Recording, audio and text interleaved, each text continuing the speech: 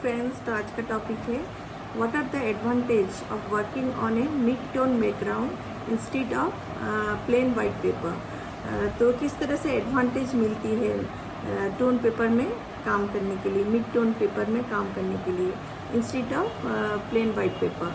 तो एक बात बोलना चाहूँगी, जब भी आप टोन पेपर यूज़ करते हैं तो मिडिल टोन तो मिल ही जाती है, तो उसमें अगर आप काम करते हैं तो आप एक्यूरेट कलर को यूज़ कर सकते हैं, वैल्यू जजमेंट भी आपका अच्छा होता है।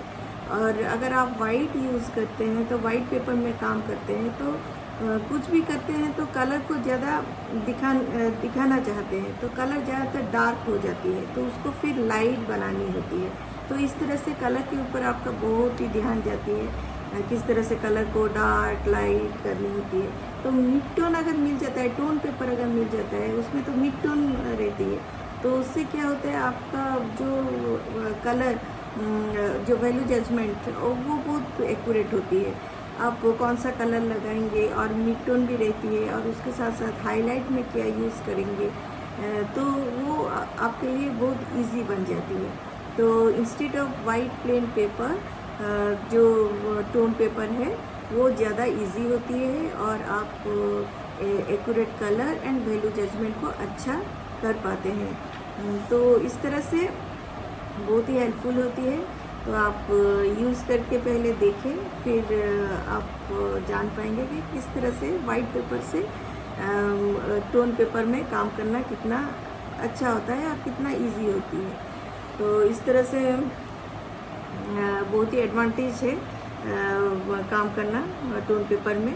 और आप देखेंगे उसमें शेडिंग, हाईलाइट और शेडो, डार्क एंड लाइट, वो सब बहुत ही इजी बन जाती है टोन पेपर में जब भी आप काम करते हैं।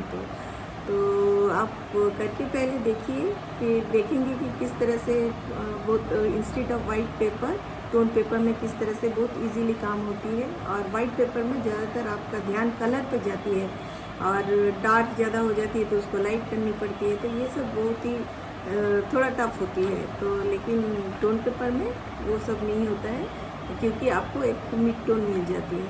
तो शेडिंग, हाईलाइट, डार्क वैल्यू को जज करना, शेडो, ये सब बहुत ही इजी बन जाती है। तो बस उतना ही बोलूँगी, उतना ही एडवांटेज है किस तरह से आप मिड टोन टोन पेपर को यूज़ करते हैं और वाइट पेपर को किस तरह से आप यूज़ करते हैं, उसका आप डिफरेंस जान पाएंगे। तो ठीक है, आप समझ पाए होंगे।